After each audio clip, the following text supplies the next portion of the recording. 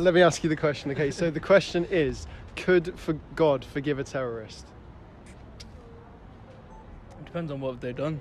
Okay, let's say a terrorist, they've killed a lot of people as a terrorist, for example. Yeah. Do you think God can forgive them?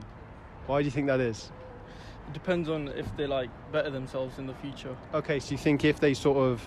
Like just let go of everything that they've done. And they want to seek to get better, you think they can be forgiven? I think, yeah. Okay, interesting question now. Do you think you need forgiveness from God? I think everyone does. You think everyone does? Why do you think that? I think everyone does something bad in life. They've done something bad? Yeah. Okay.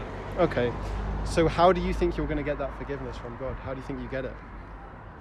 I don't know, like doing good stuff. Like doing good deeds for other people, or maybe praying, I don't know. Praying. Okay, I've got an analogy for you. Let's say you've committed a crime and you're in a court of law and you're guilty of the crime, right? And the judge is having a look at your case.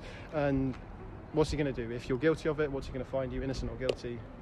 He's going to find you guilty, isn't he? Yeah, right? he is. But let's say what happens if you go to the judge and you're sort of like, Judge, please, I didn't mean to do this. I'm sorry about it. I'll promise I'll help an old lady cross the road tomorrow. Yeah. I'll go and like donate to charity and all this sort of thing. What do you think a just and fair judge would do in that situation? I think he'll probably be fine with what he's done. Probably. Do you think he'd let him go? No, actually, it depends on what he's. I don't know. It's a difficult question. It is. Do you think if sort of there's crimes and there's punishments, and for this crime, like for example, if you speed, we're going to give you £100 fine. Yeah. If you steal something, you're going to have 2 years in prison. If you murder someone, you're going to have 12 years in prison. If you have committed that crime, no matter what you've gone and said, for example, you might have said, I promise I won't do it again, or I'll go and donate to charity and this sort of thing. What do you think a just and fair judge would do? If we know, he'd still punish him. He'd still punish you. That's what a just and fair judge would do. So you told me that you think you can get forgiveness through doing good things and sort of saying you want to improve yourself. But if God is just and if God is fair, that doesn't work, does it? Because you're still guilty of it, aren't you? You're still guilty of it, yeah. So do you know how you can actually get forgiveness? Okay, have you ever heard about Jesus before? Yeah. What do you know about Jesus? I mean, I've just heard. From school, what I've learned. That's all I've learned. Okay, so you know he was sort of a figure who was around sort of 0 AD and all that sort of thing.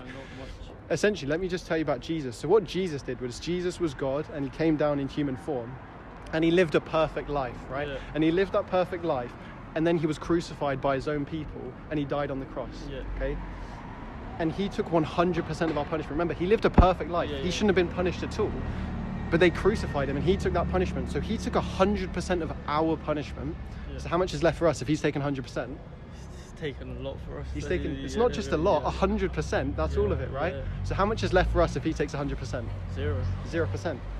And that's how you can get forgiveness. You can't get forgiveness through doing good things because as we said there, you've still done the bad thing and a just and fair judge has to go and punish it. Yeah. So what you have to do is put your trust in Jesus because he's taken that 100% of the punishment and the 0% left for you. Nice. So that's sort of the message I want to spread to you today. It is Easter Sunday today. If you put your trust in Jesus, it means you can know that you're going to be forgiven for all sort of the bad things you've done, the bad things I've done. We can be forgiven through Jesus. What about if there's like different religious beliefs? Different religious beliefs. Well, with different religious beliefs, for example, they don't have Jesus. Yeah. So you might take, for example, atheism. Okay, if, let's say you're an atheist, then no one's taken your punishment, right? Yeah. So you're not going to be able to be forgiven. Similarly, you look at other religions, whether that's Islam or Hinduism or different religions like that, they don't have Jesus as that figure taking 100% of the punishment. And when you sort of reject Jesus and you don't accept his sacrifice, it means you're saying, Jesus, I'm all good. I'll take my own punishment. What you're saying is that punishment is on me. So that punishment I deserve for the sins, the bad things I have done, the bad things you have done, I'll take it myself.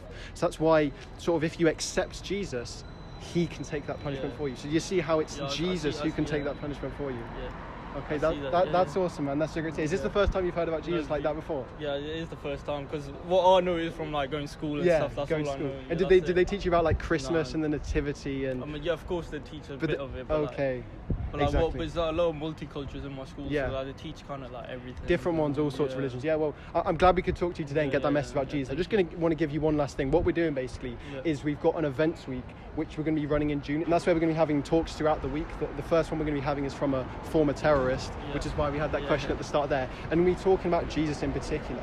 So I just wanted to just give you this post-it note, and you can just take it, go away, have a look at it, and essentially, That's basically the event that's going to be happening in June. You're welcome to come along, hear about Jesus. If you just put that into Google Maps, it's probably like 5-minute walk that way. If you're around, you can do that. And then on Sundays at 6 p.m. as well, you can just turn. It's amazing to talk to you, man. And honestly, Jesus, if you put your trust in him, he can take 100% of your punishment. It's such great news, man, because it means you can be forgiven. So have you ever read a Bible before or anything like that?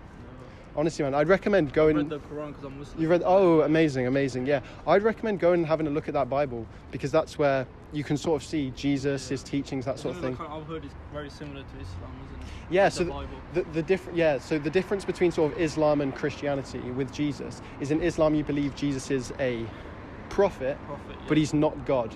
Okay. And he's not taking your sins for you, which essentially means when you get to sort of Judgment Day, you're going to have to take those sins on yourself. And if God is just, if God is fair, then you're going to have to take that punishment for you. So that's why, put your faith in Jesus. I'd really recommend reading the Bible.